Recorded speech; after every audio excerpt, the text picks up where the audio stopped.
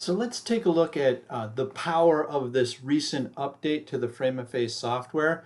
We've added a new engine, a rendering engine, that makes the finding of the faces and the positioning lightning fast. I mean, before Frame-A-Face was awesome, saved a lot of time, but you would notice that the rendering of the images when you applied a different crop would take some time. That wasn't a problem because you're working in such large batches. But as you can see, the location of the face and the resizing of these images went lightning fast in this update. Now, we've also unlocked templates and presets. These are incredible features to save time. You just saw what a preset does, where you can choose a preset. Instead of going here, when finding a face, setting a crop, this is the old version of Frame-A-Face where you'd have to define a crop and then apply the crop to all the images.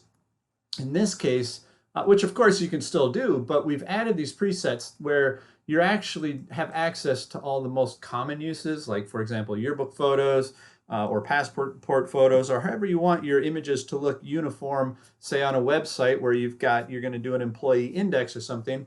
Frame-A-Face works great for that. These presets work great for that. But what I want to show you is how to manage these presets and actually change them so that they fit if you have any kind of requirement that's outside of the default presets that come with Frame-A-Face. You can certainly add your own. I'm going to show you how to do that. So if you go to the Presets tab, the first thing you need to do is export the presets text file. So we're going to write the presets to file. I'm going to actually save this in my Frame-A-Face folder. And I'm going to save it into a presets folder, and I'm going to give it today's date. So we're going to call this 21/07/25. Great. We'll click save. So now we've got that presets file in a folder right here, the one with the date on it. I'm going to open that presets file, and what you'll see here, this is just in my Notepad text editor, what you'll see are all the presets, including the current preset that's being used. That was the waist up. Then we've got this preset for ID photo with a width of 3, could be inches, could be centimeters, doesn't matter. It's an aspect ratio. The aspect ratio is 3:4. The scale is how much, the zoom of the image in the picture. So what you see here is you can copy a whole set. So let's take this ID photo. We're going to hit copy.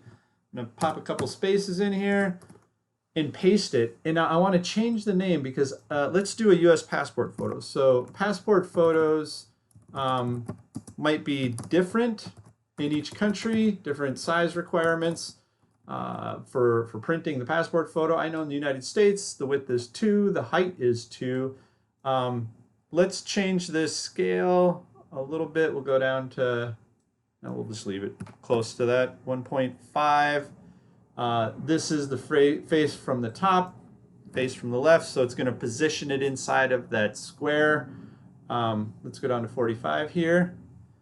And we'll save this file. I'm going to save it as a new file here.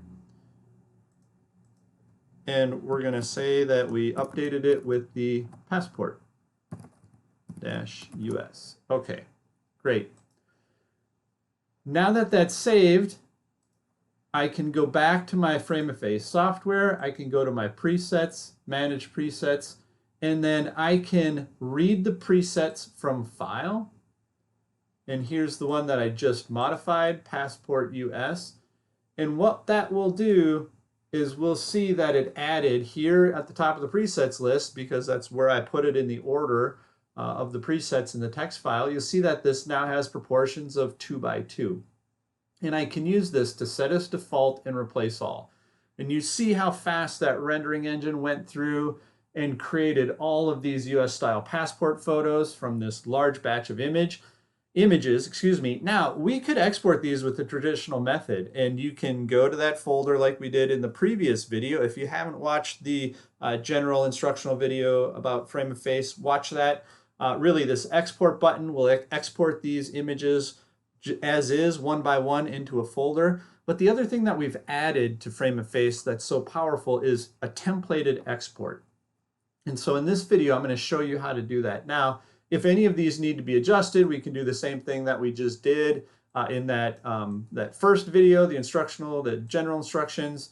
You know, if any of these wouldn't fit for a passport photo, I can do a custom crop, expand it so that they're a little bit more uniform.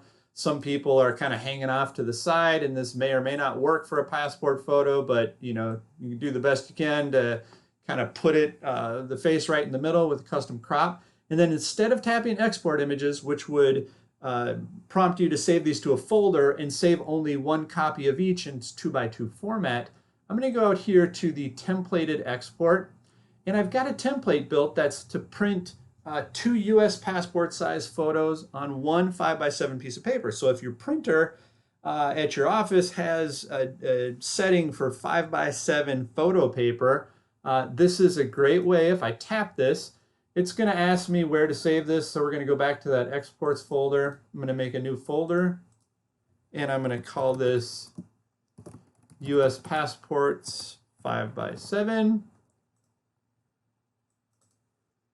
Tap select, and that will go through and not just export one image, but actually create the print file to send to that 5x7 printer.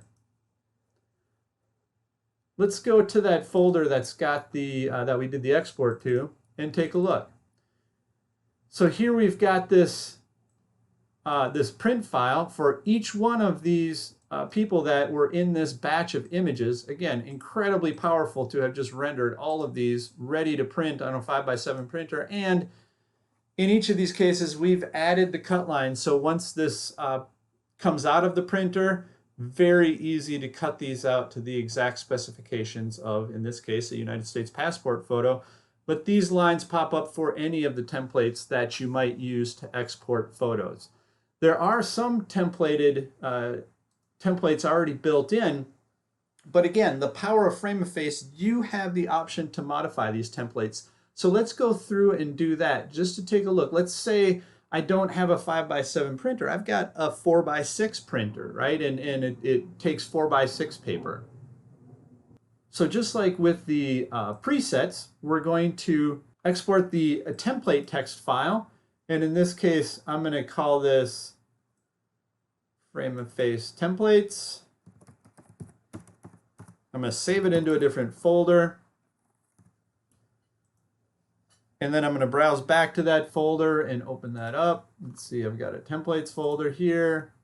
And this is the one that I just modified today, or just exported a moment ago. And we can do the same thing we did with the presets. Let's take this first printer template that was the 5x7 template that I used to create that last export file that we just saw. I'm going to add a new printer template just by copying and pasting. In this case, my printer is a 4x6 printer, so I'm going to change that. Rows 1, columns 2, those are going to stay the same. We want to print 2 images. We want 2 copies of the same image, so now it's going to print 1 row, 2 columns. There's going to be an image in each column, and each image is going to be 2x2. That's defined down here, image width, image height. But here's what I want to change. My paper width is 6 inches. My paper height is 4 inches. Now we've got a US passport that's going to export to 4x6 paper. Let's save this. We're going to save this as a new file. And we're going to call this US passport 4x6. So I know that this is the one that I just edited. Great. Close that. And now I go back to my templates and manage printer templates, and I'm going to read the template that I just created, which has this passport 4x6. We're going to open it. And now these images that are 2x2 crops set up for United States passports, and we want to print these on a 4x6 printer. Well, now we've got that template set up so that we can export these. I'm going to do this into a new folder. US passports 4x6, and select. And again, this rendering engine is spectacularly fast, whether it's reading faces or exporting the images. That was a big upgrade over the first version of Frame-A-Face. But now let's go into that exports folder that we made. and take a look at our 4x6s. And you'll see now that these are, again, they've got these crop lines. Frame-A-Face understood how to just build this onto a different size piece of paper, redraw these lines so that you can come through. A lot of shops will have a slicer where you line up that line and you just roll the blade through. Cut these out quickly, easily into passport photos. Again, run these through large batches. And you've got full control. So if you're in Europe, the United States, wherever you may be, you have different paper sizes, different print sizes. You've got the power to define both the presets that you'll use for the size of the image, and you've got the power to define the paper size and the layout of the images on the paper for export.